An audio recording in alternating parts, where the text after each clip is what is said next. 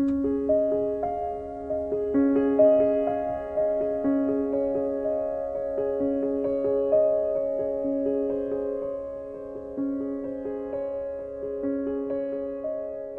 todos, bienvenidos. Gracias, Ale. Muchas gracias. Bueno, buenas noches a todos. No sé, Ale, cuánta gente tenemos en el momento. En este momento tenemos 5 asistentes ya presentes, que son menos de la mitad de los que se habían inscrito. Si querés, hacemos lo de siempre. Les habilitamos micrófono a todos y cada uno es custodio de su propio silencio, como nos gusta decir. Estoy haciéndolo, ya lo hice. Perfecto, entonces cada uno sabe que es custodio de su propio micrófono. Algunos tienen sus micrófonos cerrados, otros estén atentos porque los tienen abiertos, pero depende de cada uno de ustedes tener el micrófono abierto o cerrado. Entonces. Perfecto. Bueno, entonces les doy la bienvenida, como siempre, aquí como bien dice Ale, desde mi escritorio, desde mi poltrona, aquí en Mar del Plata, en casa. Y bueno, hoy tenemos una clase de economía que en realidad es una clase de economía que se mezcla con ciertos conceptos de la política, pero no de la política partidaria, por supuesto, sino quiero hacer un pequeño introito para esta teleclase, porque me importa mucho que ustedes puedan conectar lo que vamos a conversar y discutir durante este rato con nuestro objetivo, ¿no? Nosotros no perdemos de vista que el objetivo de la Red CEPAO Internacional es ayudar a que las personas que de una u otra manera se relacionan con nosotros, ya sea como fundadores, como alumnos, como colegas, como participantes de alguno de los cursos, puedan desarrollar sus competencias y sus habilidades para manejar las herramientas de coaching ejecutivo, el coaching de aprendizaje para la productividad, como lo llamamos en la Red CEPAO Internacional, nuestra propia versión del coaching ejecutivo, que por supuesto responde a un modelo de management y también a un modelo de economía, al modelo de economía consciente. Entonces, nosotros sabemos que en las teleclases de economía, nosotros lo que hacemos es revisar algunos conceptos de economía, lo que hemos llamado economía consciente. Algunos de estos conceptos es más obvia la vinculación que tienen entre esos conceptos y el mundo de la consultoría, el mundo del coaching, el mundo del management, el mundo de las empresas, el mundo de los negocios. Y otros conceptos son un poco menos obvios con respecto a esta vinculación. Todo, sin embargo, todo está inspirado en la necesidad de generar un modelo mental que nos permita a nosotros lograr abundancia en los resultados de la tarea, es decir, resultados económicos extraordinarios, sostenibles en el tiempo, ya sea si cada uno de nosotros dirige una compañía, un equipo, un grupo de trabajo, o si ayuda a las personas que dirigen una compañía, un equipo, un grupo de trabajo. También a generar abundancia en las relaciones, que nosotros hemos llamado como el resultado a nivel de relaciones, el objetivo en relaciones es la confianza, y el orgullo personal, individual, la motivación intrínseca de cada uno de los individuos.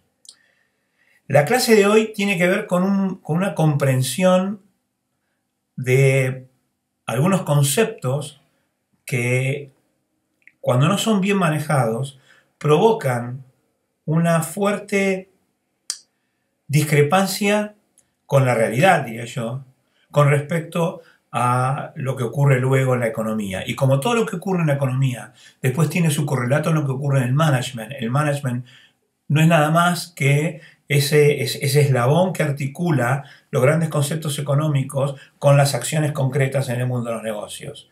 Entonces nosotros tenemos, como vemos, una filosofía que se traduce en una economía, en un entendimiento de la economía, que se traduce en un entendimiento del management, que se traduce luego en una comprensión de un modelo de consultoría que dentro del cual se inscriben todas las herramientas de coaching que conocemos y que le damos el nombre nosotros, nuestra propia versión, de coaching de aprendizaje para la productividad.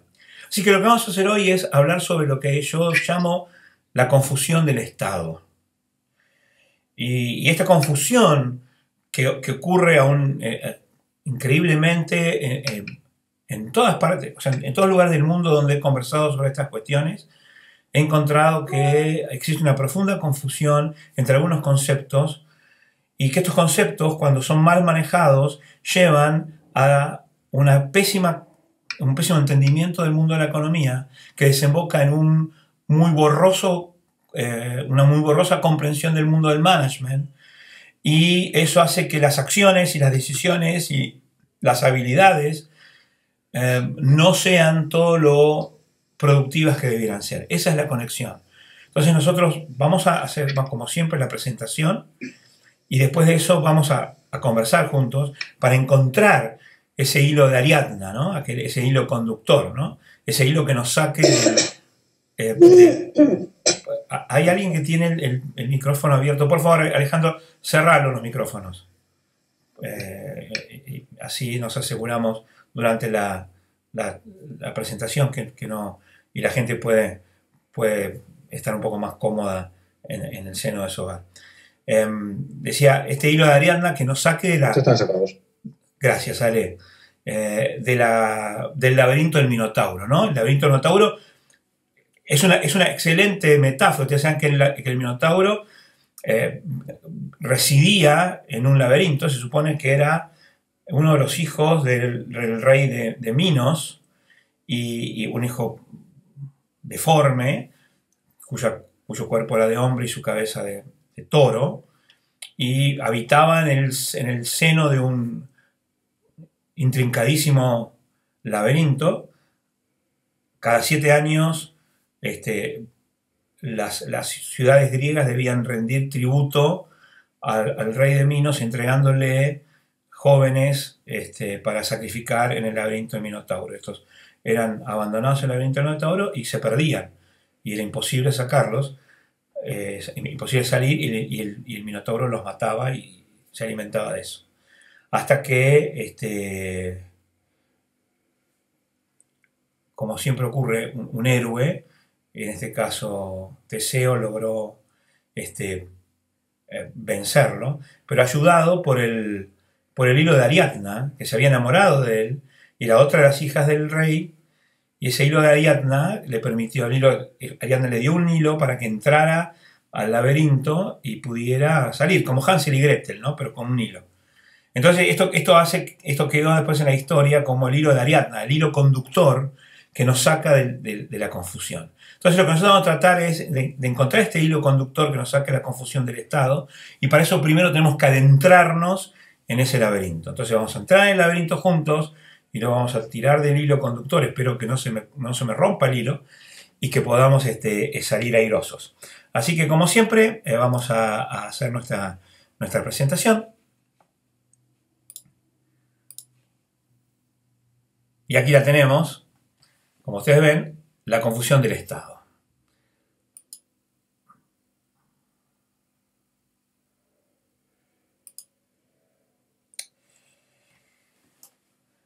Hay 4 conceptos que son utilizados muchas veces como sinónimos, muchas veces como si fueran exactamente lo mismo, y esto es lo que provoca una enorme confusión conceptual que luego genera acciones muy improductivas en el terreno de la práctica.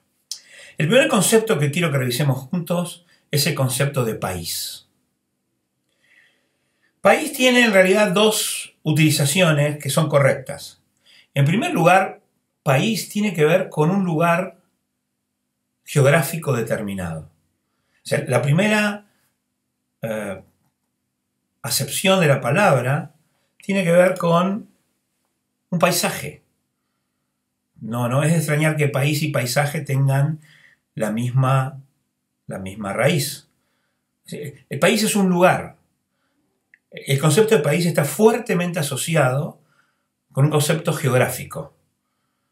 Es un lugar determinado. Cuando hablamos de un país, estamos hablando de un lugar determinado. Es un concepto muy arraigado a lo geográfico, a la tierra, al lugar, al paisaje.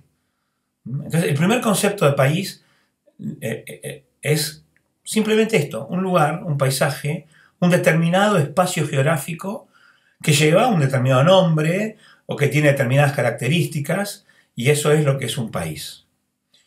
La segunda acepción de esta palabra, o sea que también es país, tiene que ver con, casi por extensión de esta primera acepción, tiene que ver con una división geográfica determinada. Es decir, podemos definir un país, un paisaje, tan grande como se nos antoje y tan irregular como se nos antoje en sus fronteras.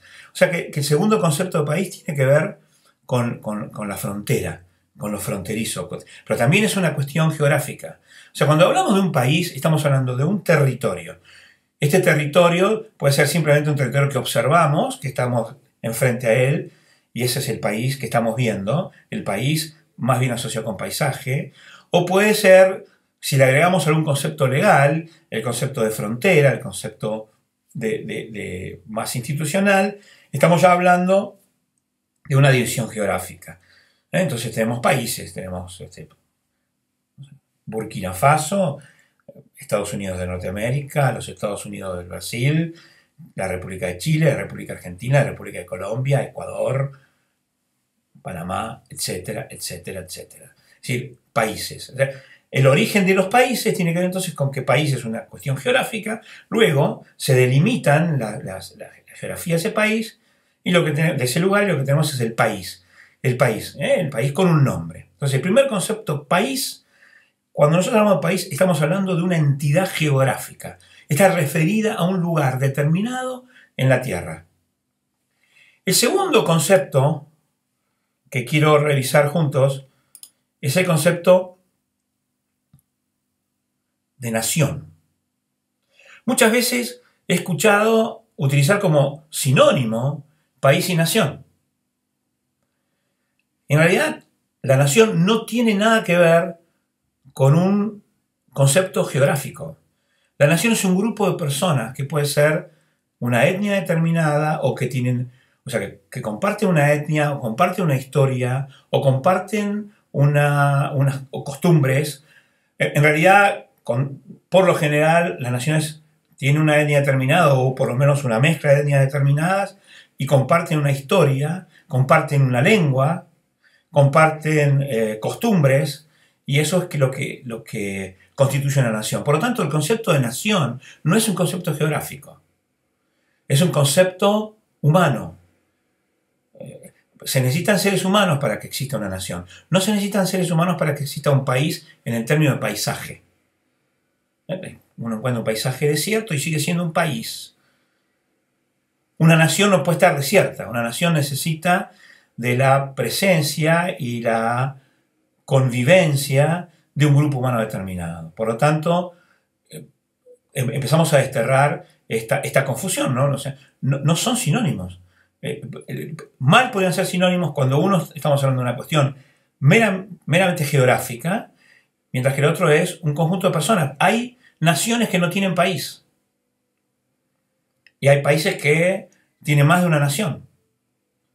Por lo tanto, no son la misma cosa. Sin embargo, muchas veces en las notas periodísticas, en las noticias, en los discursos, se comete el, para mí, gravísimo error de confundir país con nación.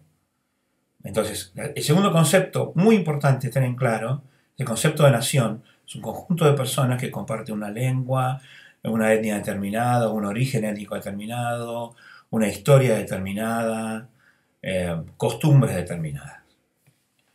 Pasamos entonces al tercer concepto, que otra vez, muchas veces se utiliza como sinónimo, y es el de Estado. Muchas veces se habla del Estado argentino y las personas, o el Estado colombiano, y las personas piensan en Argentina o en Colombia, o en la nación argentina y la nación colombiana. Bueno, esto es un gravísimo también error, el Estado es la estructura administrativa, legal, que tiene un determinado país, en el término de país geográfico, para dotarse de leyes, hacer que se observen estas leyes, administrarse. El Estado es el aparato administrativo de un país. Por lo tanto, en un país puede haber varias naciones y sin embargo un solo Estado. Que es, por ejemplo, lo que pasa en España. España es un país que tiene varias naciones y sin embargo tiene un solo Estado. Después puede tener un Estado nacional, puede tener después estados provinciales, pero están todos subordinados por una constitución y un acuerdo a ese Estado. Todo ese Estado, el nacional, más los provinciales, más los regionales, más los locales, las alcaldías, etc., responden a un funcionamiento, responden a un sistema administrativo que tiene sus reglas y que es lo que constituye el Estado español. O el Estado argentino. Argentina tiene, por ejemplo, está dividido en provincias, tiene una división política de provincias. Entonces, cada provincia tiene su propio Estado provincial, pero todos están, por la Constitución argentina, unidos al Estado nacional. Ahora, el Estado es ese sistema administrativo que vemos que no tiene nada que ver con nación y no tiene nada que ver con país. Sin embargo, otra vez, muchas veces se utiliza país, Estado y nación como si fueran sinónimos. Y esto, insisto, y después voy a tratar de explicar por qué, genera enormes confusiones. Finalmente tenemos el último de los 4 conceptos que se postulan en las ideas muchas veces como si fueran sinónimos y no lo son. Y es el más peligroso de todos, el gobierno. El gobierno, aquí representado en una asamblea, que puede ser una asamblea constituyente o puede ser una asamblea legislativa, puede ser una de las cámaras del Congreso, en el caso de que sea bicameral, puede ser la Cámara Única, etc. El gobierno es el conjunto de personas que temporalmente realizan la tarea de administrar el Estado. Y fíjense que esta definición es muy importante, y lo más importante de todo es el verbo administrar y el adverbio temporal. Los gobiernos, o sea, un país es un país, no puede mutar en situaciones extraordinarias. El país como paisaje puede mutar por un cataclismo natural, la erupción de un volcán, un terremoto, un tsunami, un incendio colosal. Entonces puede mutar. Por lo general, el país de todas maneras es inmutable. Hay muchos lugares del mundo donde no hay ninguna diferencia entre el día que lo creó Dios, para aquellos que son creyentes, o el día del Big Bang y hoy. Y es inmutable, permanece durante mucho tiempo. Entonces los países desde el punto de vista institucional, es decir, hay países que han desaparecido, el Imperio Austrohúngaro, por ejemplo, y dan lugar a nuevos países. La República Checoslovaquia, por ejemplo, ahora es República Checa, en una parte de ella es República Checa, es decir, hay países que desaparecen. Alemania democrática, la Alemania comunista desapareció. La Unión Soviética desapareció. Sin embargo, son bastante más permanentes en el tiempo. No desaparecen todos los días. No tienen además un vencimiento, una fecha de vencimiento. No tiene una fecha de vencimiento el país, no tiene una fecha de vencimiento ni como paisaje ni como entidad legal. La nación desaparece si desaparecen sus miembros, ¿no? Siempre me acuerdo de la película El último de los mohicanos, ¿no? La nación mohicana desaparece cuando el último de los mohicanos muere sin dejar descendencia. solo nos queda el recuerdo, pero la nación ha desaparecido. Las naciones pueden desaparecer, pero tampoco tienen una fecha prefijada de vencimiento.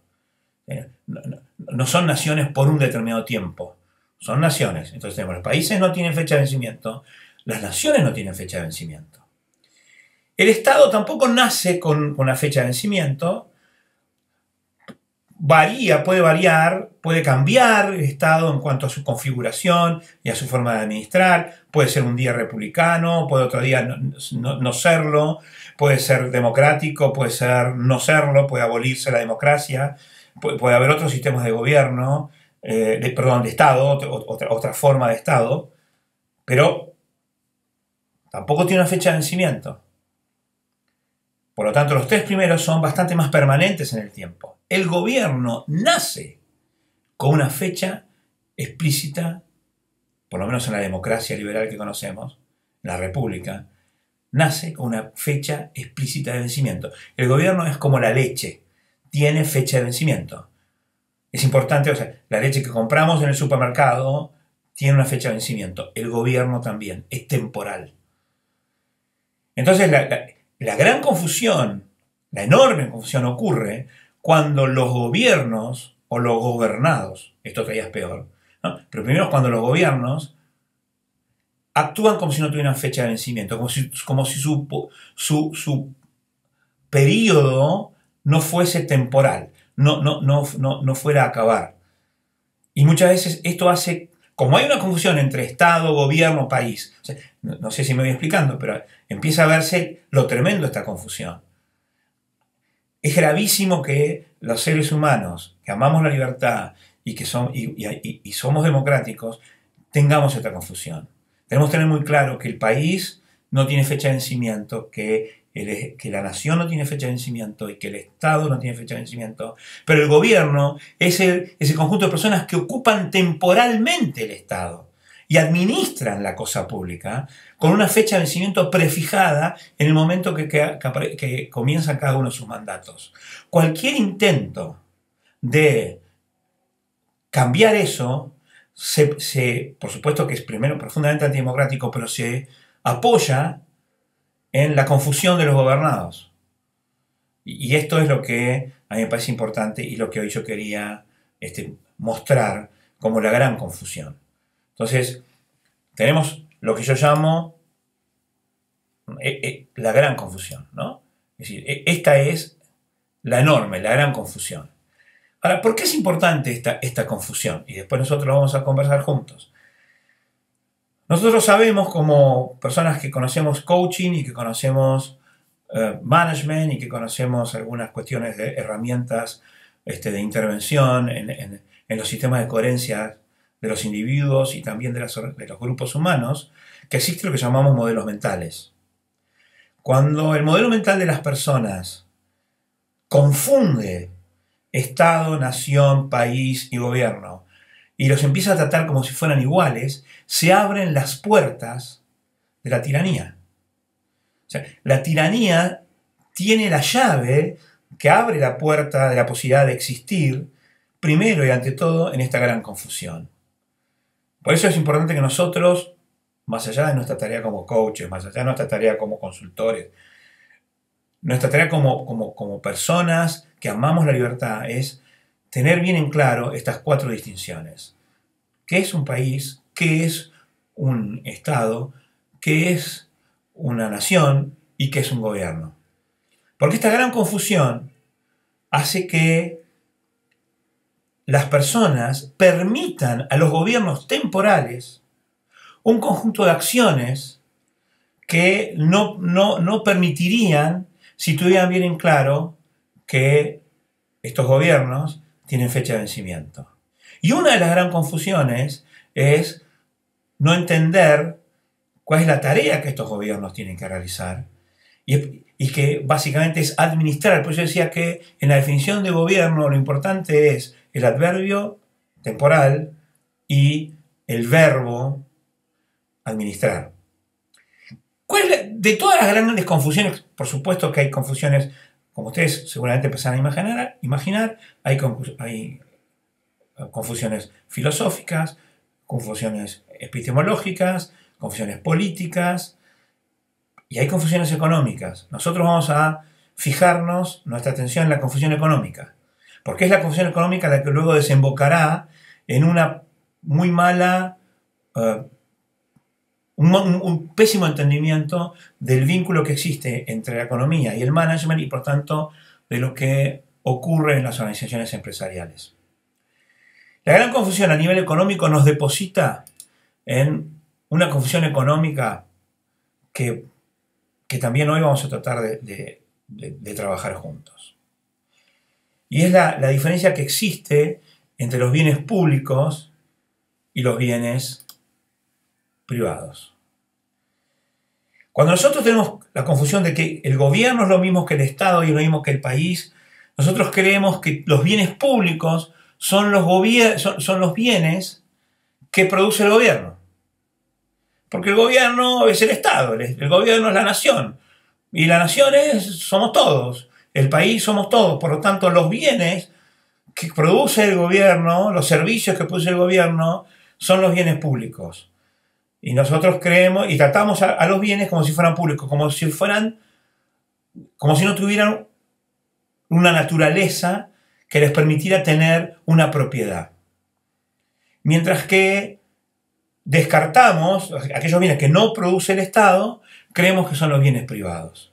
Y esto hace que cuando nosotros tenemos que actuar en el mundo de la economía y en el mundo del management, si nosotros no tenemos clara la distinción entre bienes públicos y bienes privados, lo que ocurre es que mal podremos asesorar a nuestros clientes, porque no sabremos la naturaleza del bien o servicio que la empresa que nos contrata está ofreciendo. Y les puedo asegurar que si la naturaleza es de un bien público, debe ser tratado de una manera totalmente diferente a si la naturaleza es la naturaleza de un bien privado.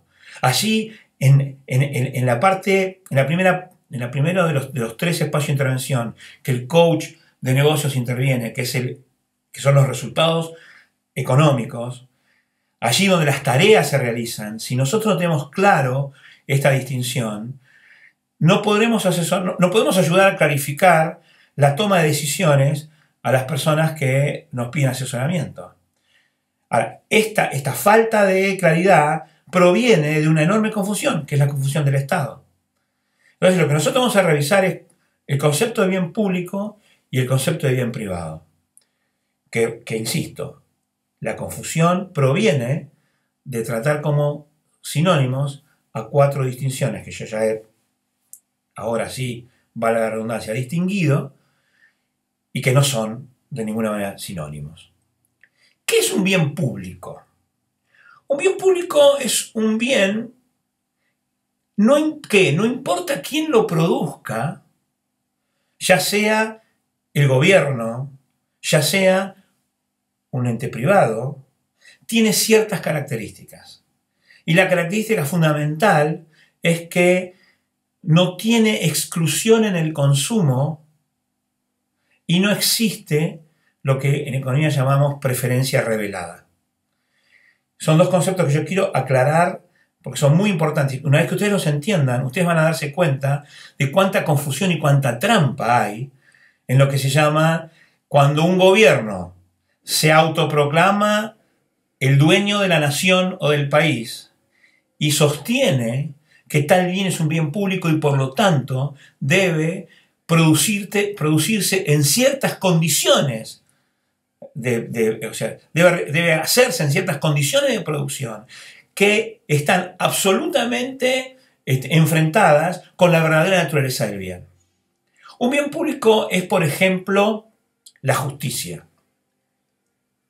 ¿Y por qué? Porque la justicia no tiene exclusión en el consumo. Es decir, si yo quiero que en mi país exista una justicia independiente, es decir, que exista un conjunto de personas que se encargan de la administración de justicia y que ese conjunto de personas sea eficiente, honesta, proba, competente, y la persona de al lado, mi vecino, quiere exactamente lo mismo, los dos podemos querer que exista la justicia, porque la justicia es un bien que no es un servicio que no utilizo solamente cuando yo tengo que ir a un tribunal. La justicia es un bien supremo que yo quiero que en la nación en la que habito, en la nación de la que forma parte y en el país que habito, el Estado tenga uno de sus componentes sea la justicia y que el gobierno la administre de manera tal de que yo, aunque no tenga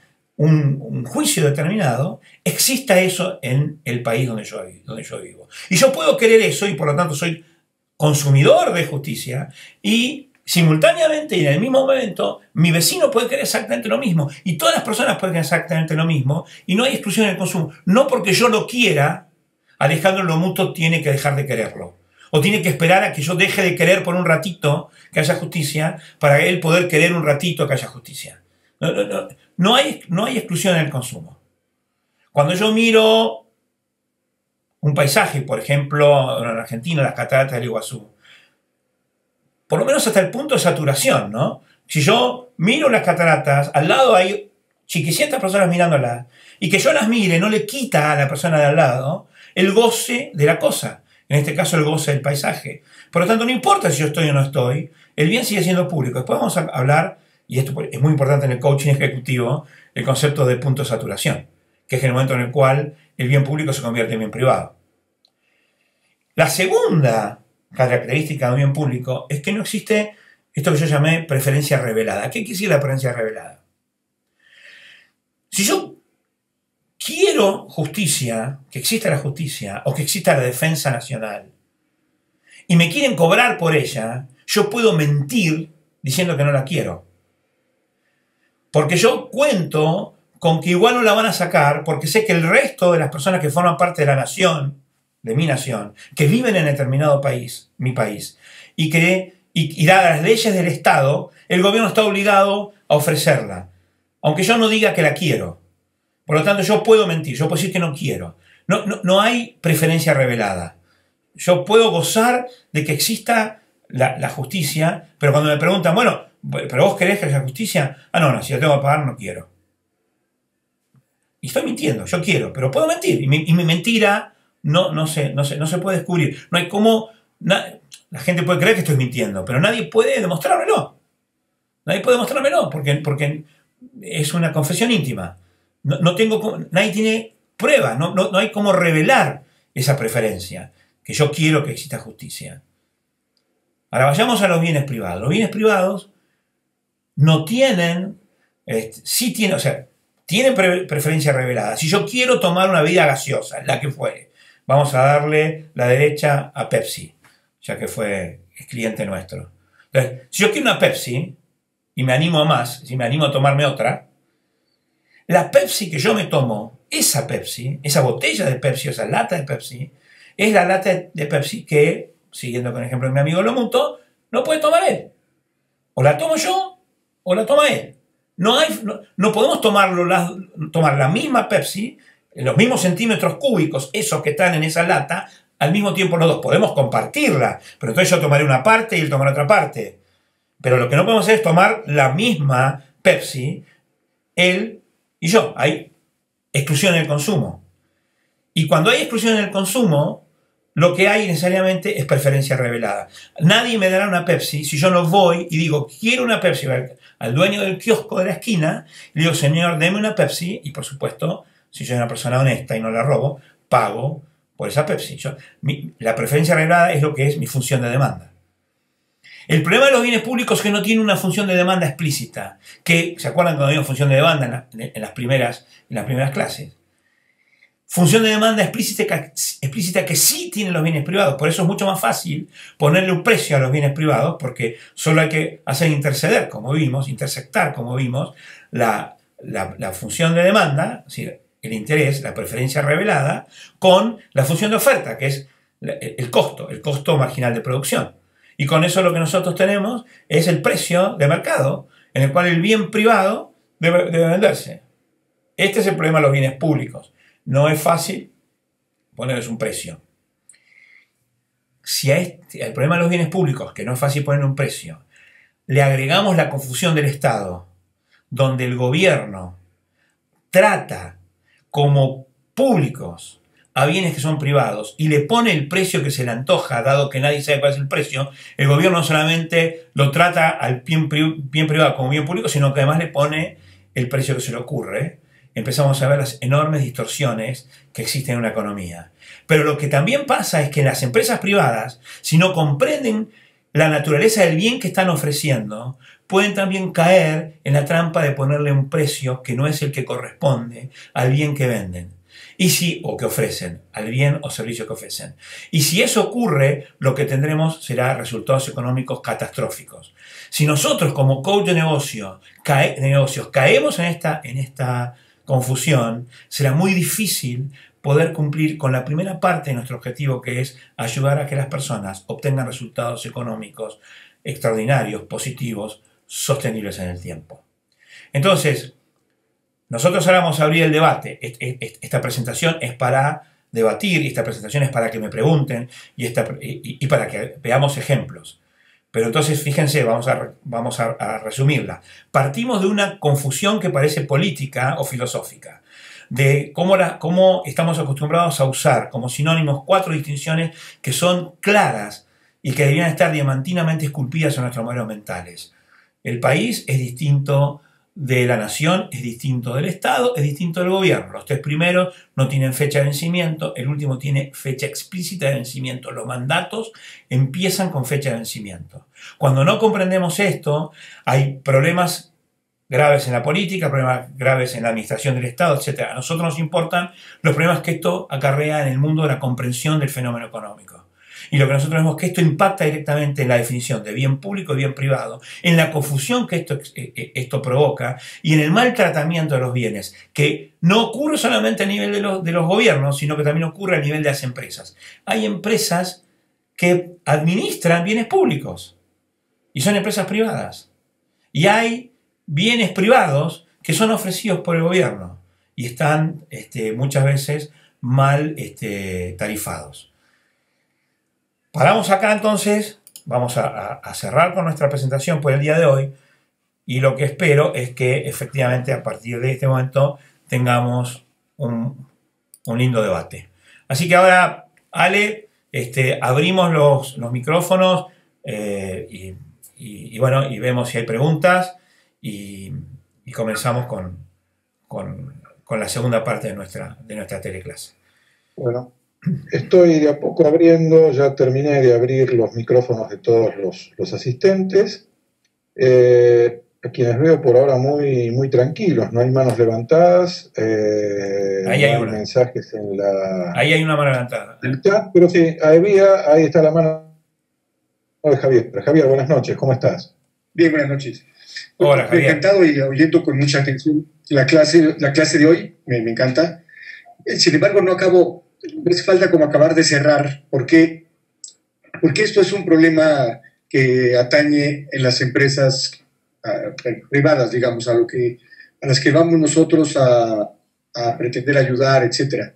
Estoy pensando, por ejemplo, aquí en México, que mucho tiempo estuvo concesionada, le llaman, ¿no? La luz y la energía eléctrica, en fin, ese tipo de cosas, pero me está haciendo falta decantar un poco. Es buenísimo el ejemplo, Javier, buenísimo. Me encanta. Entiendo que hay una confusión, por eso tenemos que primero, esta es una teleclase donde, como yo te decía, ¿no, Javier? Primero tenemos que entender el concepto y después, esta es la parte más importante, cuando discutimos y damos los ejemplos, y entonces vamos a ir otra vez del ejemplo para arriba, y estoy seguro que lo vas a ver. Vayamos al ejemplo primero de una empresa vamos a suponer que te contrata a vos el gerente general de una empresa de estas que eran concesionarias de la distribución de luz eléctrica.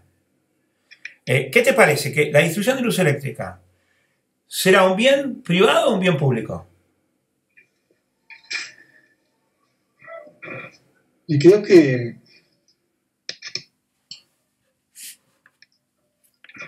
si me voy a la parte de la definición, si tiene una preferencia revelada y es de uno o es de otro, pues tendría que ser un bien privado.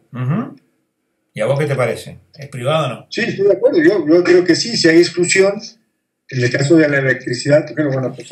¿Y qué te parece? ¿Hay o no hay exclusión en claro, la utilización? Que hay exclusión, o que llega uno o llega el otro. No hay exclusión.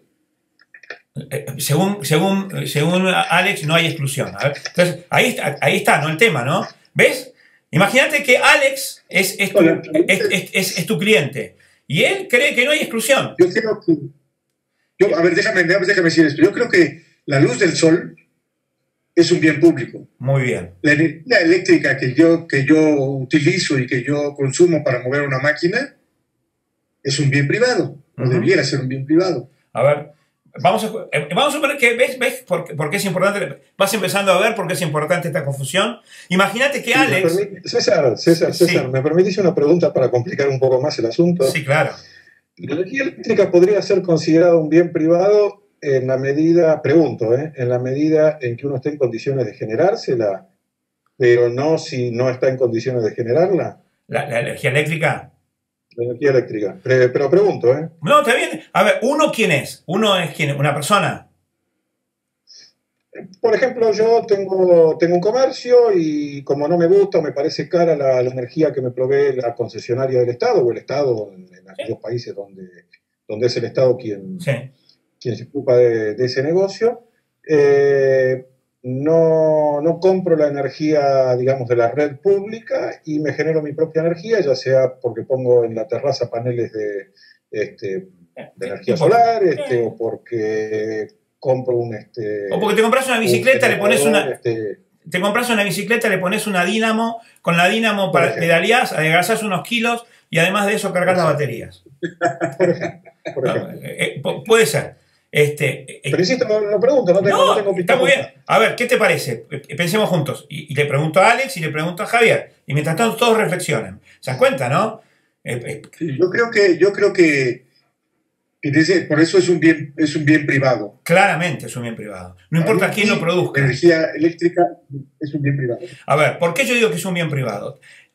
Salvo que Alex nos convenza de que no hay exclusión en el consumo. Sí, el problema de la energía eléctrica no es quién la genera o cómo se genera.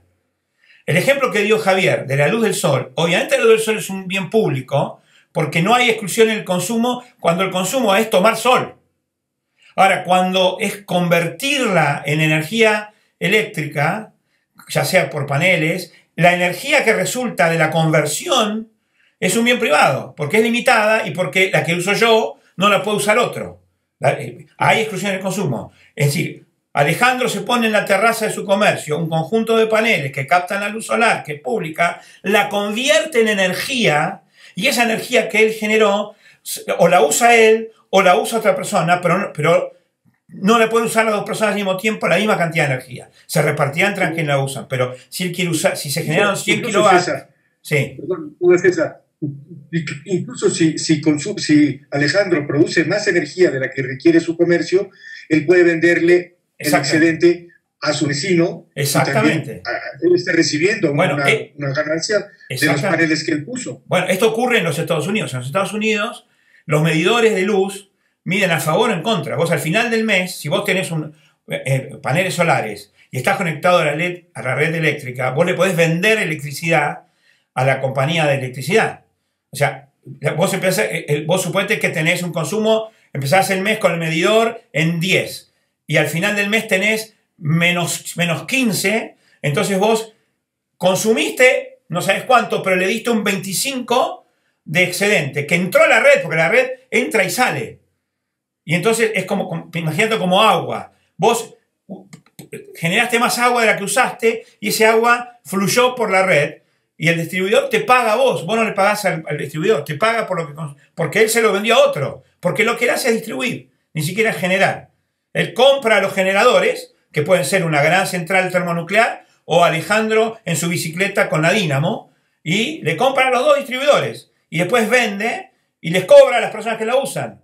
Así que totalmente. Prefiero los paneles en la terraza a la bicicleta, César. Bueno, sí, ya sé, no, ni me lo digas. Ya sé, pero esta insistencia que te estoy dando en la bicicleta es como un metamensaje que estoy dándote, ¿no? Sí. Pero no te hagas ilusiones. Pero entonces, perfecto. Ahora, a ver, Alex, ¿por qué pensás que no tiene exclusión en el consumo de la luz eléctrica? La energía eléctrica. La verdad es que estoy bien confundido, entonces dije algo para generar polémica, pero voy a intentar defender lo que no sabía cómo hacerlo.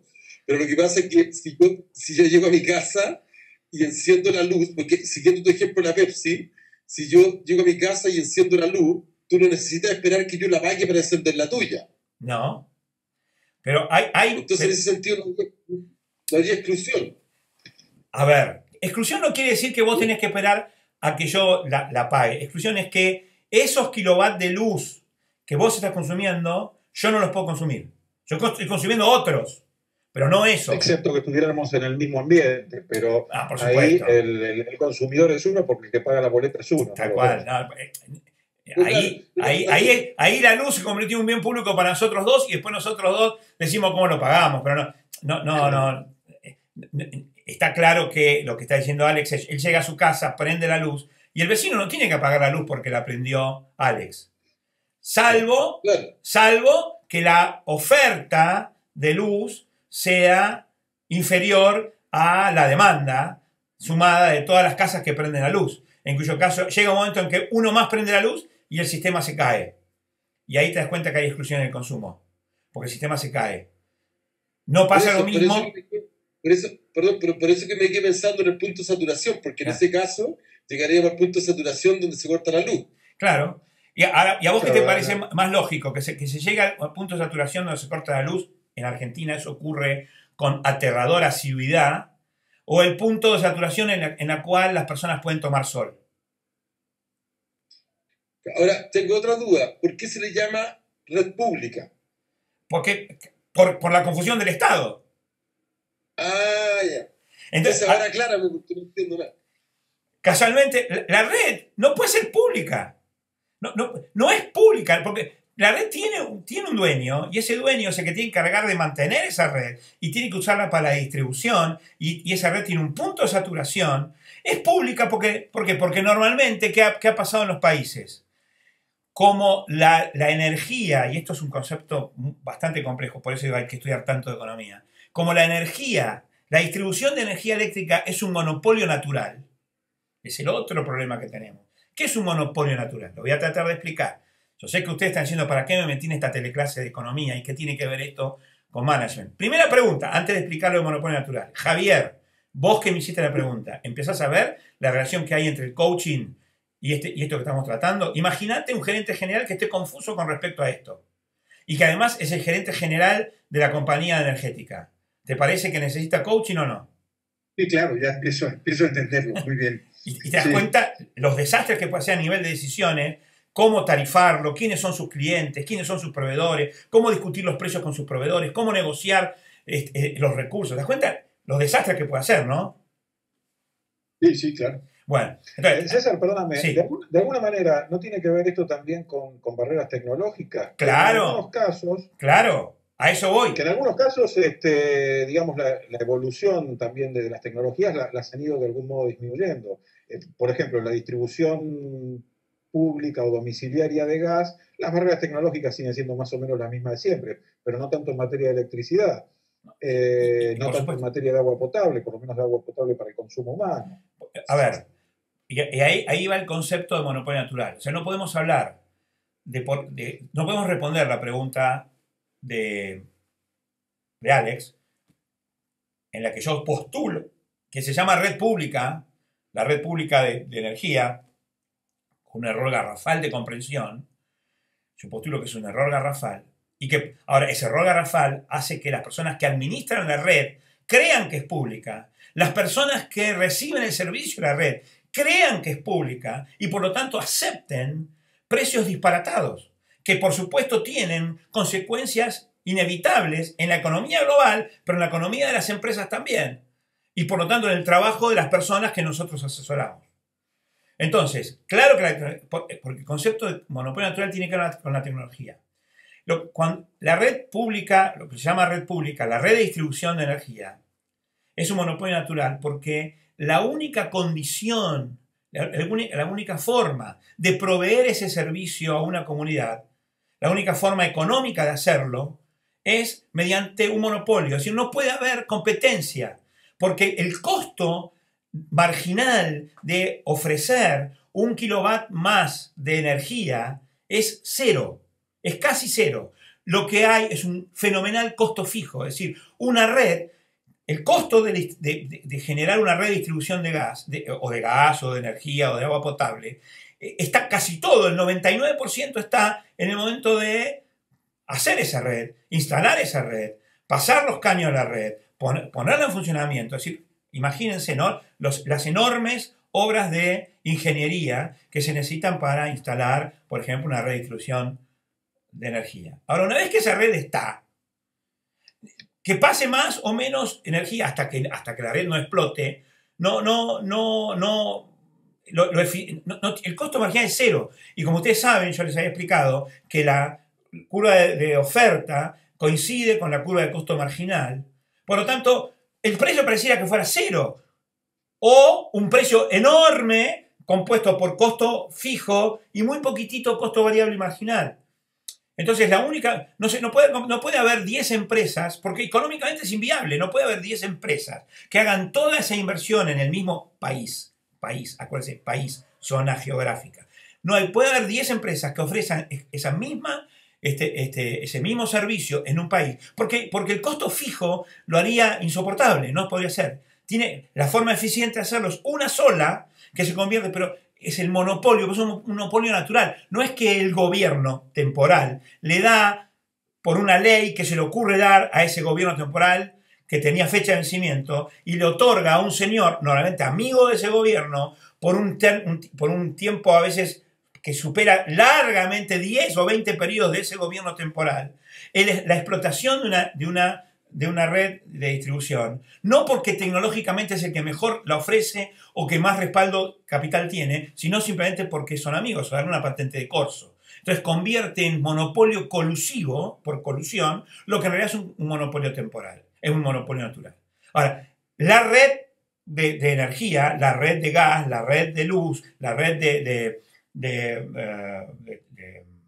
agua potable, son monopolios naturales.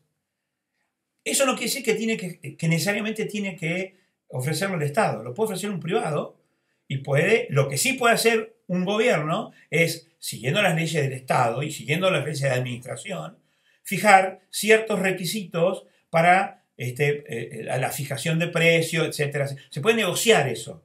Pero negociar, otra vez, como coach, si yo tengo que ser el coach, el gerente general de una red de agua potable, o yo soy el asesor del ministro de Economía de un gobierno, imagínate, Javier, todo lo que puedes aportar como coach si tenés esta distinción. ¿Me explico? Sí, claro. Claro. Porque vos podés llevar, y el bien que podés hacer, la abundancia que podés generar, porque te aseguro, la confusión es casi general. Las personas no conocen esta distinción, no la conocen finamente. El que la conoce, perfecto, ese no te va a llamar para que lo asesores. Pero el que no, el que está confuso, el que dice, no sé qué pasa. Porque, ¿qué es lo que pasa? Imagínate que vos tenés un monopolio natural y que el Estado te ha permitido, con ciertas leyes, fije el precio del kilowatt. Pero vos no sabés cómo fijarlo. Y tomás ciertas decisiones en función de una ignorancia y no sabés cómo resolverlo. ¿Te imaginás lo que pasa ¿qué pasa si el precio que vos le ponés está por debajo del verdadero costo de producción? ¿Qué crees que va a pasar con el consumo de energía eléctrica? ¿Subirá o bajará si el precio está por debajo del costo de producción? ¿Va a acabar quebrado? Claro, porque todo el mundo va a querer usar más luz. Recuperando lo que necesito. Mirá, cuando en un país la luz está más barata del costo de producción, todo el mundo tiene estufas eléctricas. Eso es lo que pasa. Porque la gente se da cuenta enseguida.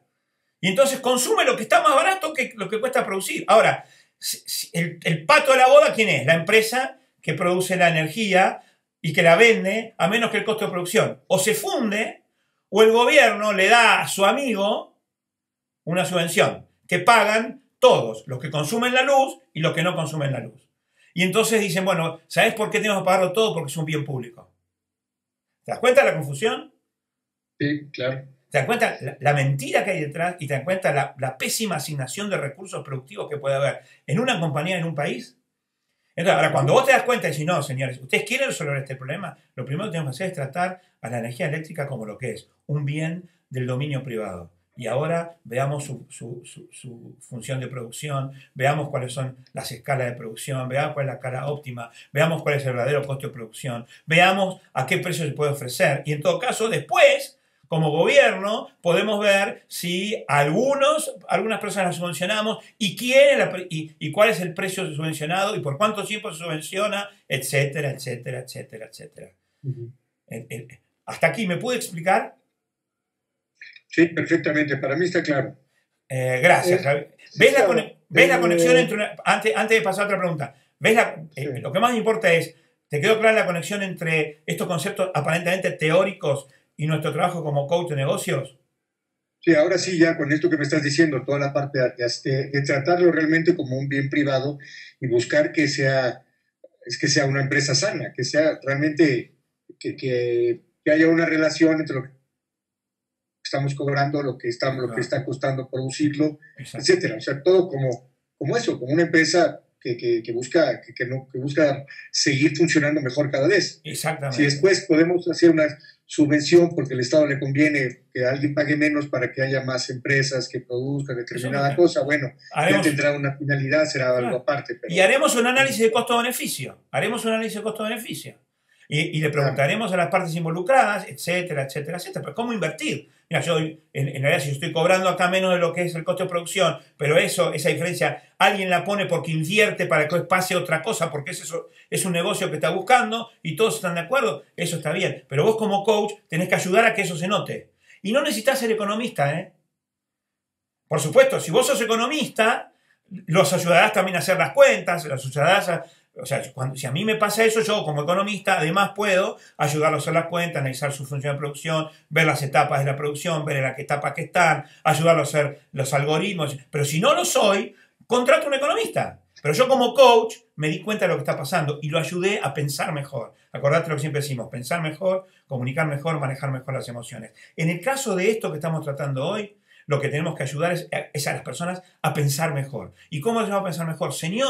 Señor Alex Bisic, presidente de la Compañía de Distribución Nacional de Energía Pública, quiero contarle una cosa que a lo mejor usted nunca había visto. El bien que usted produce es un bien privado.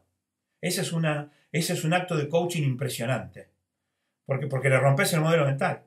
¿Me explico? En el caso de que Alex de verdad estuviera confuso. ¿Me explico, Javier? Sí, perfectamente. Y eso es lo que un coach hace. Me encanta. Estamos hasta acá. Alejandro, me querías hacer un comentario. Sí, no quiero ser descortés con Alejandra, que tiene la mano levantada hace un rato largo, pero quisiera, si ella me permite, hacer una pregunta relacionada con lo que venimos conversando hasta ahora. Y es si no sería pertinente hacer una distinción entre concesión y privatización. Muchas veces cuando un gobierno que ejercía o tenía a su cargo la administración de determinados servicios públicos decide darlos en concesión, se suele hablar indiscriminadamente de privatización. Pero digo, no es lo mismo que un privado tenga a su cargo, por ejemplo, la administración de la luz o de la energía eléctrica por su cuenta y riesgo que la tenga por concesión del Estado. Totalmente. Concesiones, el Estado es dueño porque hizo la inversión, por ejemplo, en una represa hidroeléctrica. El Estado es dueño. Porque la hizo. Pero delega bajo ciertas condiciones. Claro, es dueño porque es el que hizo la inversión. Es dueño porque el gobierno temporal en un determinado momento de la historia de ese Estado determinó que iba a recaudar cierta cantidad de impuestos, lo hizo mediante la ley, lo hizo perfectamente bien, la gente los pagó, recaudó eso, hizo la represa. La represa es una represa del Estado. Obviamente que porque la pagó el Estado. O sea, la pagó ese sistema administrativo permanente sin fecha de vencimiento que a través de las decisiones de un gobierno se hizo dueño de una represa. Y ahora elige tener una empresa del Estado que la administre o darla a concesión privada. Ahora, lo ideal sería que la empresa del Estado, esa empresa que también, de la cual es dueña el Estado, administre esa represa y la energía que vende esa represa y que genera esa represa como lo que esa energía es, como un bien del dominio privado. ¿Me explico, Ale? El drama de nuestras economías es que los estados se hacen dueños porque algunos gobiernos determinan ciertas inversiones de ciertas fuentes de producción y después las explotan mediante una empresa del Estado, pero que cuando la administra, no la administra según las artes de lo que correspondería, que es una empresa, un bien privado. Lo usa como si fuera un bien público. O sea, lo tarifa como si no hubiera exclusión en el consumo y como si no hubiera preferencia revelada. Y ahí viene el problema. Y ahí un buen coach haría un gran trabajo porque salvaría al país geográfico y a la nación que habita ese país de enormes pérdidas y una pésima asignación de recursos y lo salvaría de la generación de pobreza. ¿Me explico hasta ahí? Perfecto, gracias, César. No, al contrario. Entonces ahora sí le doy la palabra a Alejandra con las disculpas. Un segundo, antes de Alejandra, Alex, ¿estamos bien hasta acá? ¿Me pude explicar, Alex? Sí, perfecto, gracias. Gracias a vos, viejo. Alejandra. Ahora sí, entonces le damos la palabra a Alejandra. Buenas noches, Alejandra, ¿cómo estás? Gracias, Alejandro. Muy bien, ¿tú? Bien, bien, bien, muchas gracias. Hola, Ale, ¿cómo estás? Muy bien, gracias. Mira, estoy como en la gran confusión. Es la confusión. La clase se llama así hoy, ¿no? La confusión del Estado.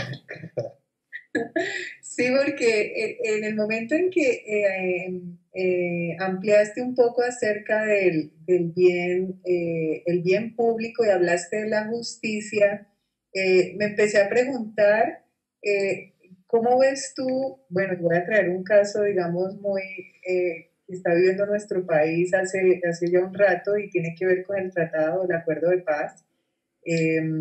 Entonces, me preguntaba yo, bueno, y frente a la paz, ¿qué tipo de bien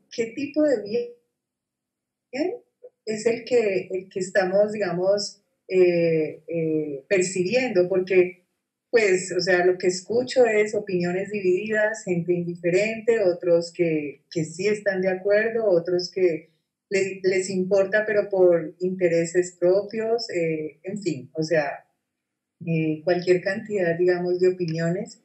Y también me preguntaba, en medio de mi confusión, si, o sea, como que me ampliaras un poco bien público y me dieras un par de ejemplos más, porque o sea, escuchándolos conversar ahora con relación a la pregunta que Javier te puso, es los bienes, digamos, públicos pueden ser, o sea, medibles, o sea, pueden ser cuantificables, porque estábamos hablando ahora, digamos, como de cosas que podemos cuantificar, pero cuando no podemos medir algo, o sea, ¿cómo lo ves tú? Que me aclaras un poco ahí porque estoy en ese espacio. Muy bien. Algunos prolegómenos. Primero quiero agradecerte el mail que me mandaste. Quiero contarles a todos, porque sos un ejemplo. Alejandra iba a llegar 10 minutos tarde a esta teleclase y me escribió un mail para avisarme. O sea, una cosa, primero, de una dulzura que conmueve, y segundo, qué compromiso. La verdad que me encanta, porque está lleno de personas que ni me saludan. O sea, no vienen, nunca sé nada de ellos, y vos, 10 minutos y me avisás. Así que te lo quiero agradecer porque es una muestra de cariño y respeto por lo que uno hace, que te lo quería agradecer públicamente. La otra cosa... Gracias, linda. La otra cosa que quiero preguntarte, Ale. Me dijiste que estás confusa. Te quiero preguntar una cosa. ¿Y cómo te sentís con esa confusión? O sea, ¿te molesta esa confusión o te... No, para nada. No, para nada. Por el contrario, me pone inquieta en el buen sentido de la palabra, como en querer saber más, en querer como conocer, de pronto que me cuentes un poco más de ejemplos y todo, porque obviamente este es un tema que al momento de sostener una conversación, pues hablando de conversaciones de tipo coaching, enriquece y amplía un montón, digamos, las posibilidades. Y las posibilidades para mi coach y para mí también como coach. Entonces, claro, me inquieta de la mejor forma. Entonces, me encanta estar confundida y por eso levanté la mano. Me encanta, gracias. Estaba casi seguro que ibas a contestar eso, pero quería también escucharlo, porque casualmente esto es maravilloso. Estar confundido, estar tranquilo con la confusión, porque para eso venimos. Y que vos descubras que hay atrás de esa confusión un mundo de posibilidades, porque hay algo nuevo, por eso estás confusa, por algo nuevo, algo que no habías visto hasta ahora. Y vos ves que es algo nuevo, además crees que es valioso para vos como profesional y para tu coaching. Me encanta, es música para mis oídos. Y te voy a contar por qué. Porque estamos entrando en un momento de nuestras teleclases de economía que yo se los prometí, ¿se acuerdan? En nuestra reunión fundadora yo dije, les voy a volar la cabeza. Les voy a volar la cabeza con la economía. Y voy a cumplir con mi promesa, volar la cabeza en el sentido bueno, ¿no? Es decir, les voy a hacer romper con un montón de paradigmas y hacer reflexionar sobre un montón de... Ustedes van a entender el fenómeno económico totalmente distinto. No sé si van a estar de acuerdo conmigo, pero eso no me importa.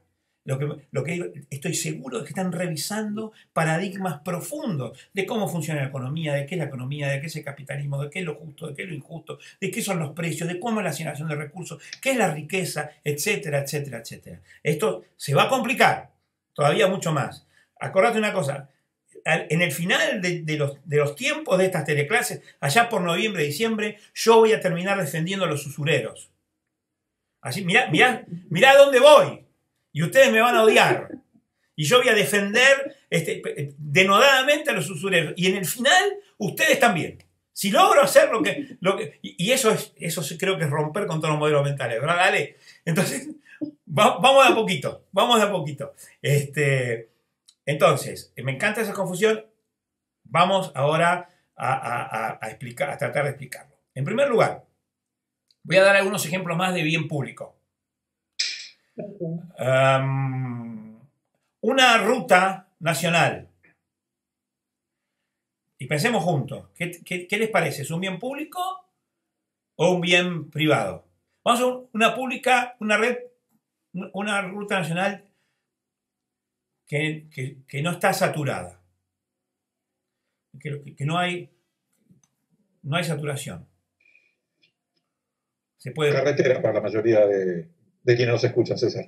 ¿Cómo? Y si tienes que pagar el peaje, o sea, no sé, me preguntaría, o sea, porque si tengo que pagar el peaje, entonces, o sea, no sé, ahí está la confusión. ¿Cuándo sería justo que se pague peaje? ¿Ves? Lo importante es entender la diferencia entre bien público y bien privado. ¿Cuándo sería razonable desde el punto de vista económico que se pague peaje? Cuando tuviera, digamos, como que me garantice el buen estado de las vías, que sea asequible, que sí, o sea, seguro, por así decirlo. O sea... sí, o sea, que cumpla como con ciertas condiciones de satisfacción para... en este caso, va a ser la usuaria. Pero hay un punto muy importante, que es cuando sin el peaje, la ruta se satura. Cuando sin el peaje... Para mí es un bien público. ¿Quién está hablando? ¿Enrique?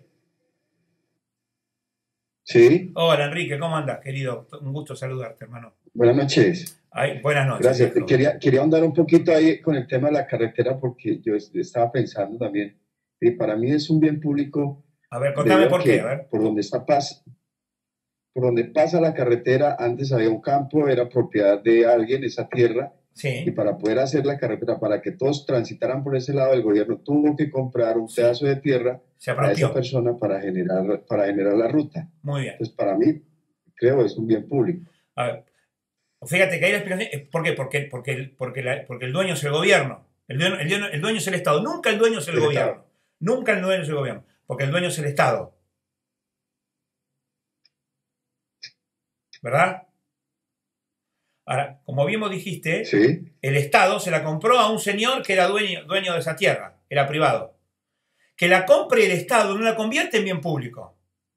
Es un bien privado, un bien del dominio privado, que ahora tiene como dueño al Estado. Pero sigue siendo un bien privado, sigue siendo un pedazo de tierra. Hay un tema ahí. Vamos a suponer que... ¿Cuándo habría exclusión en el consumo? Aferrate a la definición que yo te di. ¿Cuándo en una carretera hay exclusión en el consumo? Cuando pasar por esa carretera se vuelve imposible para mí, que si pasás vos, no puedo pasar yo. ¿Cuándo ocurre eso? Cuando está saturada. Cuando está saturada. Mientras la carretera no está saturada, cumple con la primera condición de bien público. No tiene exclusión en el consumo. Pero tiene un problema. Toda carretera tiene una segunda condición que cumplir para ser bien pública. Acuérdense, exclusión en el consumo y que no exista la preferencia revelada. Yo revelo mi preferencia en que exista esa carretera cuando la utilizo.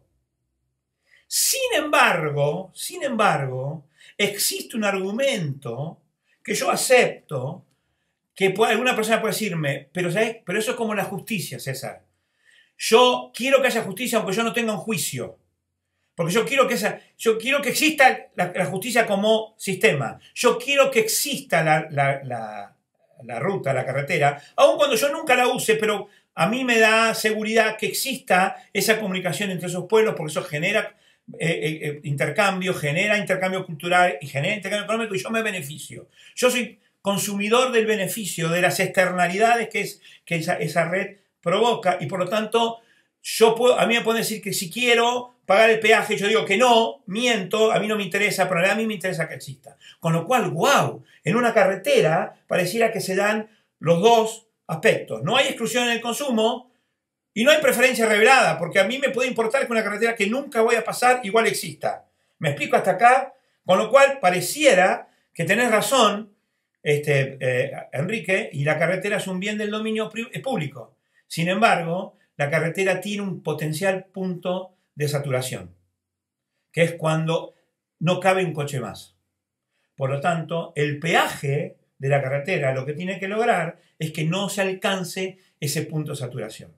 Ahora, vos fíjate qué importante desde el punto de vista del coaching es ayudar al gerente general de la concesionaria de esa carretera que debe cobrar el peaje a tarifar correctamente. Una carretera no se puede tarifar igual a cualquier hora del día, igual en distintas épocas del año, etc. Y generalmente lo que pasa es que, salvo países donde la administración es muy eficiente, el peaje cuesta lo mismo a cualquier hora del día y cuesta en muchas carreteras lo mismo en cualquier época del año. Entonces eso muestra que hay una pésima tarifación. Entonces, ¿cuándo la carretera se convierte en un bien privado? Indudablemente se convierte en un bien privado cuando hay exclusión en el consumo. Y esa exclusión del consumo es el punto de saturación. Vayamos a un parque nacional. El Parque Nacional Cataratas del Iguazú, como se dice en Argentina. Las cataratas del Iguazú son un bien público porque no hay exclusión en el consumo y no hay preferencia revelada. A mí me encanta que existan las cataratas, aunque yo no vaya todos los días a verlas. Pero me gusta saber que están ahí. Pero el Parque Nacional Cataratas del Iguazú tiene una cantidad determinada de personas que pueden entrar por día. Si entra una persona más, molesta a todas las otras. Por lo tanto, hay que cobrar entrada. Y el precio de esa entrada debe responder a las artes de un bien privado. Porque lo que tiene que lograr es que no se alcance el punto de saturación. ¿Me voy explicando, Alejandra? Sí. Ahora, me preguntaba, por ejemplo, ¿qué pasaría, volviendo al ejemplo de la carretera, qué pasaría si fuera la única vía? O sea, para acceder a, no sé, a X población. ¿Qué pasaría allí? Sería un monopolio. Y a lo mejor es un monopolio natural. Vamos a suponer que es una ruta de montaña y no se puede hacer dos rutas una al lado de la otra porque no hay lugar, es un desfiladero. Uh-huh. Tecnológicamente, la única posibilidad es ofrecerla mediante un monopolio. Ahora, las reglas del buen administrar dirían que si no se satura, no hay que cobrar peaje. Ahora, en el momento que se satura, hay que empezar a cobrar peaje para disuadir a los que... Porque cuando vos cobras peaje, ¿quiénes son los primeros que dejan de pagar el peaje? Pensemos juntos, Ale.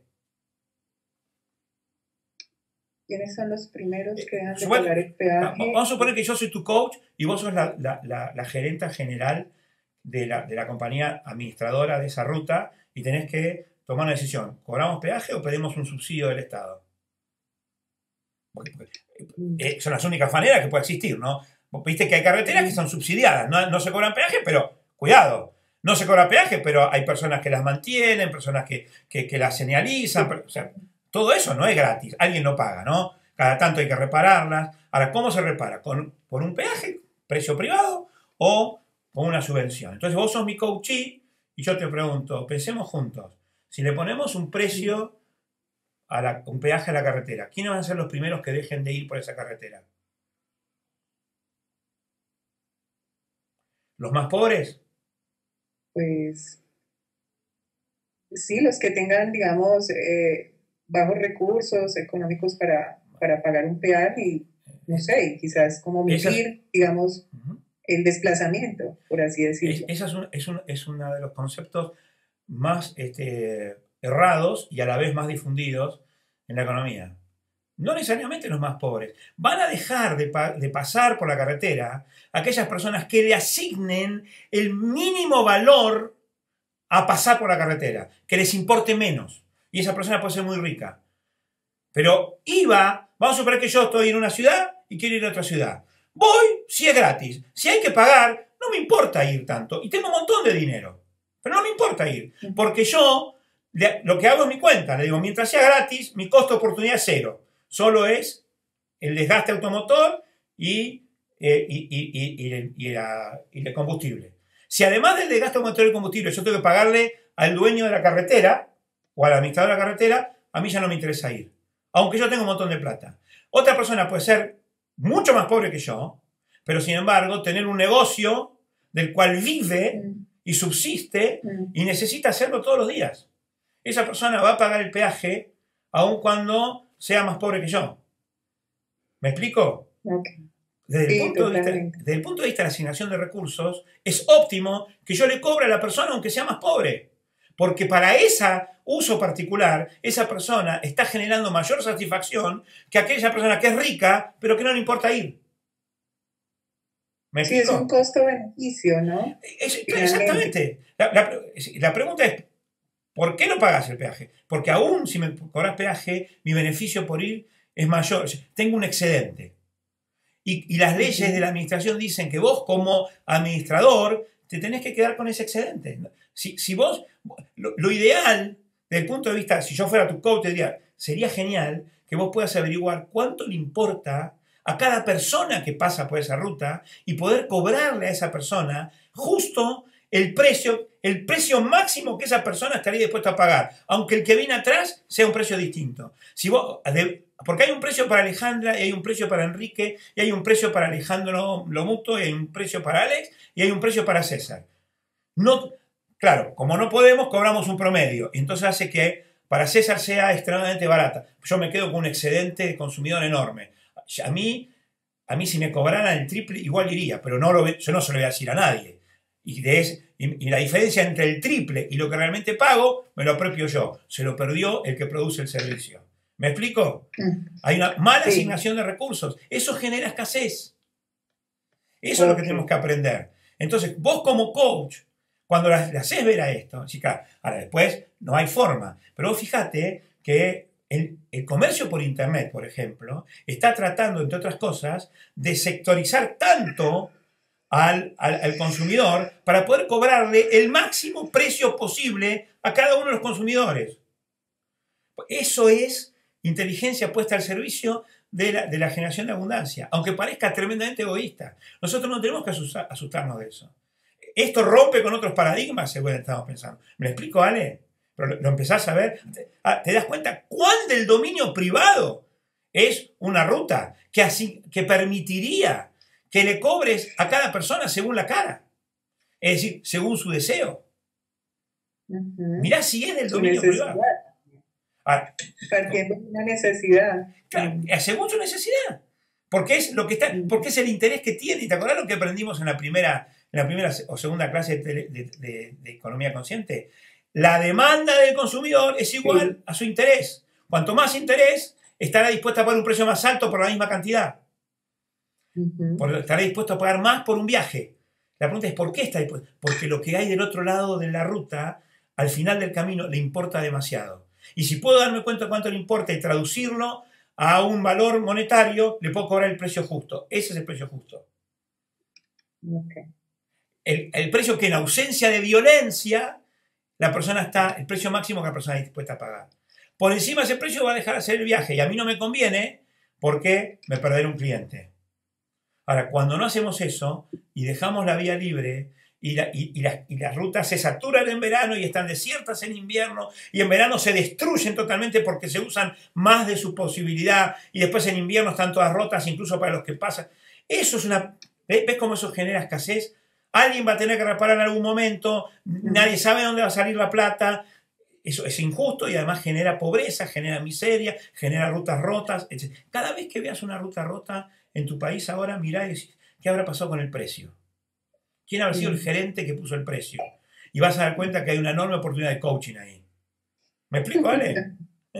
Claro, me río porque, bueno, hemos mejorado mucho en nuestras vidas, pero pues, tenemos también todavía camino por recorrer allí. Bueno, hay coaching para hacer. Hay coaching para hacer. Sí, de acuerdo. ¿Me pude explicar hasta acá, Ale? ¿Se ve la relación? Sí, totalmente, gracias. Gracias a vos, Ale. Gracias a vos, como siempre, un placer. ¿Qué más, Alejandro? ¿Tenemos más manos levantadas? No tenemos más manos levantadas, pero estoy muy tentado de introducir un tema que con vos lo hemos charlado personalmente decenas de veces. Dale, tenemos 8 minutos. 8 minutos para ese tema, así 23:30 lo dejamos a todos. 8 minutos para ese tema. Perfecto. No, ese tema es si realmente existe o debe existir o debemos considerar razonable y válida una oposición entre lo público y lo privado. Y si no es lo público, es decir, si no debiéramos considerar al Estado como un conjunto de privados. Digo esto porque, por ejemplo, pensemos en conjuntos más pequeños de privados. Por ejemplo, un club, por ejemplo, la administración de un edificio de viviendas, lo que aquí en la Argentina llamamos consorcio, creo que en la mayoría de los países de la región suelen llamarlo condominio. Un conjunto de privados con intereses próximos, con intereses comunes,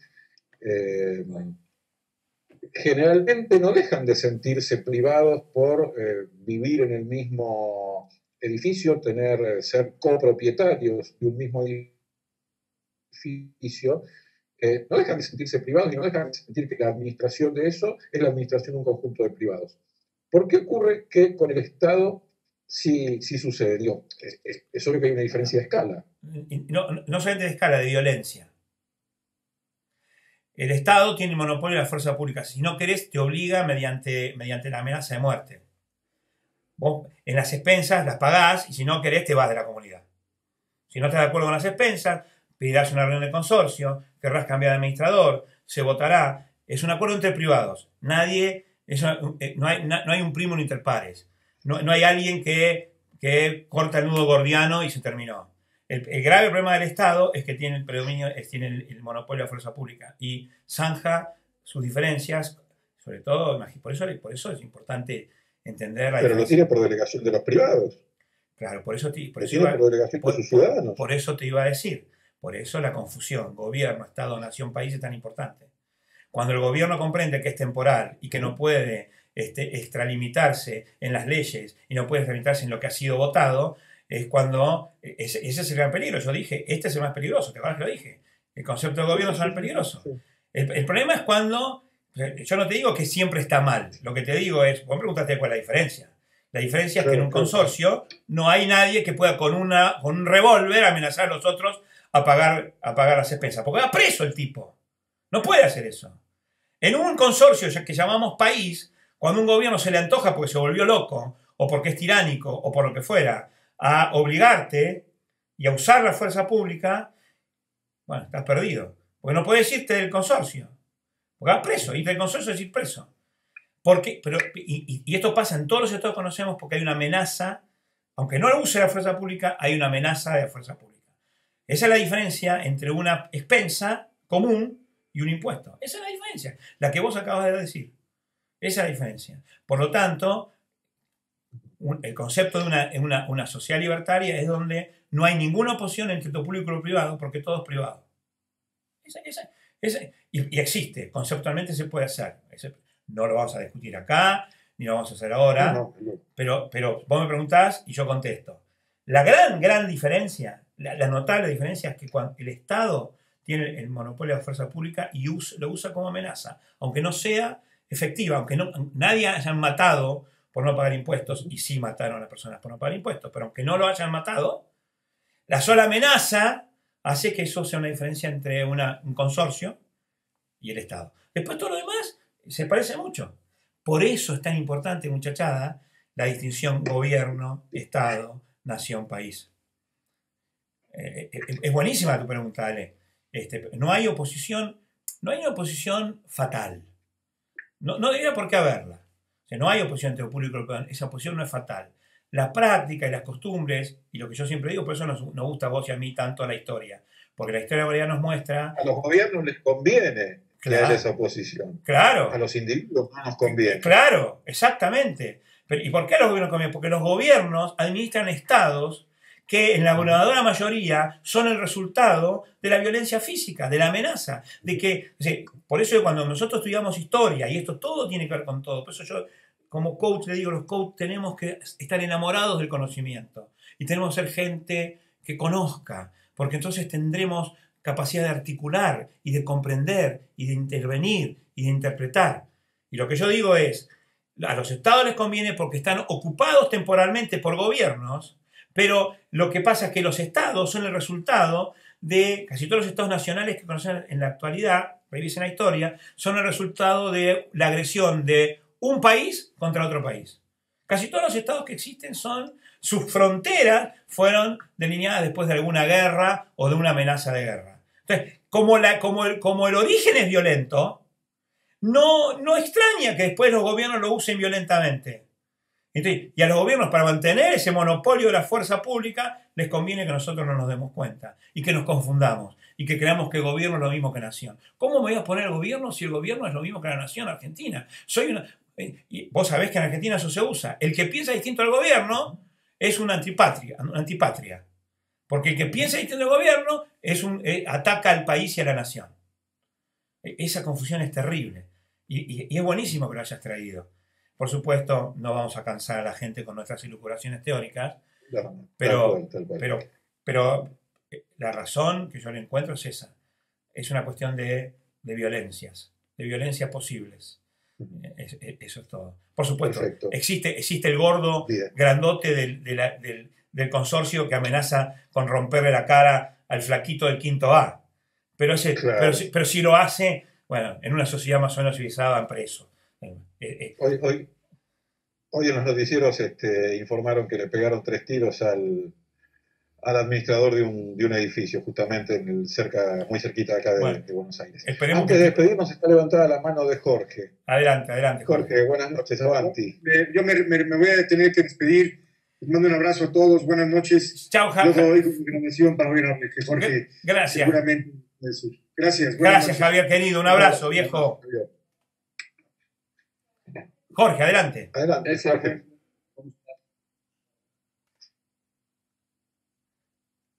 ¿Cómo están? Buenas noches. ¿Cómo estás, viejo? ¿Todo bien? ¿Y vos cómo estás? Tanto tiempo. Sí, he estado un poco ausente, pero me alegra mucho estar de regreso y con muchas ganas de escuchar esta teleclase. Me pareció bastante interesante todo el tema que se habla hoy de los monopolios. Y quisiera que me platicaras un poquito, César, ¿qué sucede, por ejemplo, con México, que acaba de sacar un artículo muy interesante, un economista, hablando de que las 5 o 10 personas más ricas en México crecieron de manera importante sus fortunas en los últimos 5 años y está habiendo una desigualdad tremenda por medio de estos monopolios, porque prácticamente son Slim, Bayeres, Germán Larrea y vamos, estos empresarios que han hecho un poco abuso sobre los precios de servicios que el 90 o 95% del país consume. A ver, antes de analizar los precios, yo lo que haría... Primero te quiero decir, me encanta que hayas vuelto y estoy feliz de tenerte de nuevo entre nosotros. Esa es la primera cosa que te quiero decir. Así que bienvenido de nuevo. Te extrañábamos. La otra cosa que, ahora sí voy a contestar la pregunta. En principio no me preocupa tanto el tema del abuso del precio. Eso lo podemos discutir en otra oportunidad, si efectivamente se abusaron. Se abusaron en el precio. A lo mejor cobraron el precio que hablábamos, no lo sé, habría que verlo. El precio que hablábamos con Alejandra. Fueron lo suficientemente inteligentes para cobrar el precio máximo que cada uno está dispuesto a pagar. No lo sé. Y ahí habría toda una conversación. Pero la primera gran pregunta es, ¿cuál es el origen de estos monopolios? O sea, ¿por qué Slim, a quien alguna vez conocí porque trabajé para Telmex aquí en Argentina, ¿por qué Slim pudo amasar la fortuna que amasó? ¿Cuál es el origen de su monopolio? ¿Él fue el más inteligente, el que manejó una tecnología que nadie tenía? ¿O fue porque algún gobierno de México, temporal siempre, que estaba ocupando en ese momento la administración del Estado, le dio a él una patente de corso, digamos, es decir, un privilegio que no le dio a otros para hacerle una reserva de mercado o que explote un determinado producto? ¿Cuál de las dos razones fue? ¿Porque él fue el más competente, el más inteligente, o porque el gobierno le otorgó una patente de corso? No lo sé, lo pregunto. Vos que sos mexicano. Desde luego que fue la segunda, pero sin la combinación de la primera no hubiese sido el éxito de personaje que soy y la primera o la segunda persona más rica, ¿no? Porque pero el origen es que el gobierno le dio una patente de corso. Desde luego, el origen es ese. Entonces ese no es un empresario, no es capitalista, no es empresario, y claro que es abusivo. Que después haya comprado una buena tecnología, que después haya ido con esa patente de corso que ya tenía un valor, y con eso lo comercializó un producto espurio en un mercado, es lo mismo que vender droga. O sea, no hay ninguna diferencia. El abuso no es en el precio, el abuso es en utilizar esa patente de corso. Era el único ahora que era un comprador privilegiado. Él tenía un monopsonio y podía comprar a los oferentes en tecnología, la mejor tecnología disponible, seguramente a un precio que si hubiera habido competencia entre los que tenían la mejor tecnología, él no podía haber accedido. Él se quedó con el excedente del productor como consumidor y después utilizó esa patente de corso para perpetuar su dominio del mercado. Si eso es lo que ocurrió, estamos ante la presencia de una injusticia fenomenal, que por supuesto, eso es lo que yo llamo monopolios colusivos. Seguramente hubo colusión. Colusión es corrupción. Son monopolios corruptos. Son monopolios que en mi sistema económico son demoníacos. Generan pobreza, generan escasez, generan mala asignación de recursos.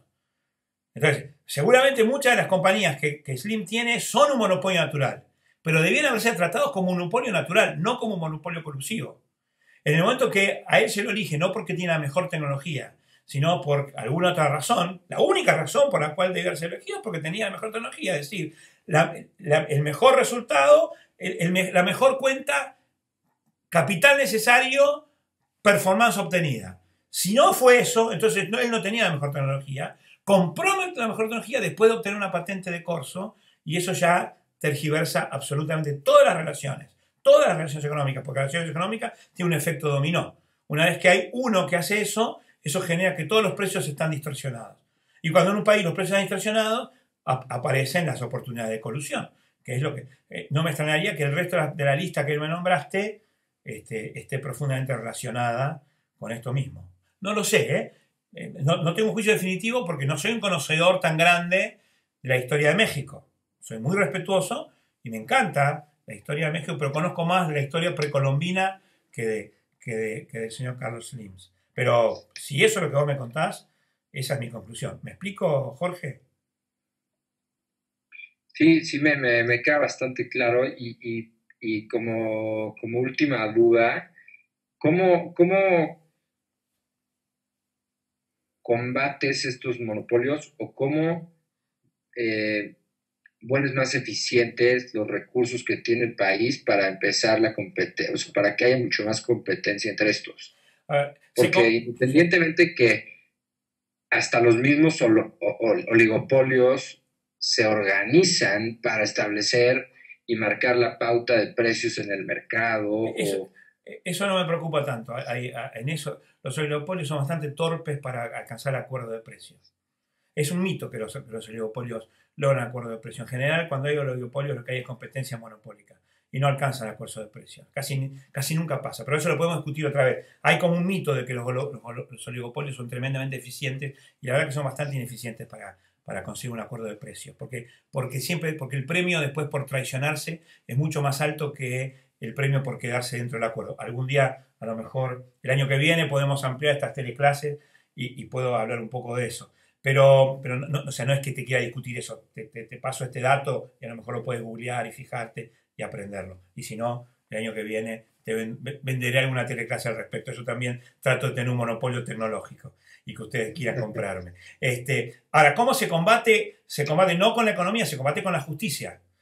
Por eso es tan importante, otra vez, el concepto de Estado, nación, país, gobierno. Una justicia independiente que actúe como contralor de que el gobierno de turno no pueda darle patentes de corso a empresarios amigos, es mucho más un problema de justicia, es un problema judicial que un problema económico. Porque una vez que está conseguido ese monopolio y que es legal, aunque es inmoral, es legal, la persona legalmente puede usar todo ese poder que le fue conferido para distorsionar los precios en el mercado. Y no va preso porque tiene un monopolio legal. El monopolio legal puede ser... El monopolio colusivo se puede volver legal. Entonces ahí la justicia debe intervenir. El secreto es que ahí, en un Estado, la justicia independiente debe ser contralor de que eso no pase. Y si eso no pasa, entonces lo que hay es una competencia entre los distintos oferentes de tecnología. Si un gobierno quiere hacer una red telefónica, que es un monopolio natural, pero para cuando entrega el monopolio, lo entrega no en forma colusiva, sino al mejor oferente de tecnología, entonces, y eso la justicia se fija de que no haya colusión, que no haya corrupción, entonces vos vas a tener un monopolio natural funcionando como debe funcionar un monopolio natural y seguramente el gerente general de ese monopolio natural va a tener que administrarlo según las leyes del dominio de los bienes privados. Es decir, va a tener que encontrar el precio justo, sin subsidio y sin exceso, y no va a haber abusos. Los abusos son consecuencia del monopolio colusivo.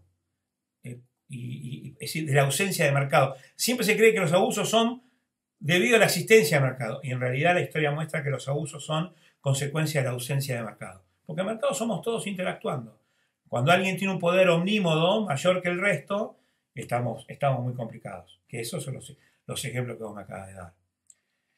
No pretendo explicar toda la economía en una sola teleclase de hora y media, muchachada, pero digo, hasta aquí. No es negocio, además. ¿Eh? Y no es negocio, además. Además no es negocio. Trato, como digo yo, como decía hace un ratito, de tener mi monopolio tecnológico. ¿Estamos hasta acá, Jorge? Sí, César. Sí, me queda bastante claro lo que me platicas. Muchas gracias. Gracias a vos y de nuevo bienvenido nuevamente. Muchachada, en el final quiero aclarar una cosa. Si quedamos confusos al final de esta clase, el objetivo está cumplido. Pero también estoy seguro que ustedes están pensando en un montón de cosas y están viendo cómo esa macroeconomía que sale en los diarios y que parece que no tiene ninguna conexión con nuestra profesión de coaches, empieza a tener una profunda conexión. Los coaches tenemos que tener un enamoramiento con el conocimiento. Tenemos que saber más y más y más y más, porque eso nos abre las oportunidades de intervención. Ojalá que esta teleclase de hoy, aunque nos deje un poco confusos, que esta confusión sea la bendita confusión de la que me hablaba, que experimentaba Alejandra. Esa confusión que nos genera inquietud por saber más, por aprender más, por revisar lo que pensábamos que sabíamos. Vamos a seguir en este camino, nos quedan todavía 5 teleclases más y les prometí, les vamos a volar la cabeza con lo que aprendamos de economía consciente.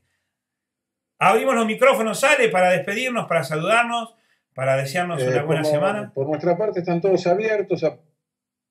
Aprovecho mientras cada uno de los asistentes abre el suyo para recordarles que el próximo lunes, 19 de julio, a las 10 de la noche hora argentina, tendremos la 7ª teleclase del programa de Management Consciente y que el lunes siguiente, el 26 de julio, también a las 10 de la noche hora argentina, tendremos la Office Hour del mes de julio. Muy bien. 27, ¿no? Sí, señor. 26. 26. Perdón, Perdón. El próximo lunes es el 20 de julio. Por lo tanto es 27. Y el lunes siguiente es 27. Sí. Una última cosa. Mañana a las 20:30 hora Argentina hay una reunión informativa gratuita por GoToMeeting para explicar todo el sistema de las teleclases temáticas.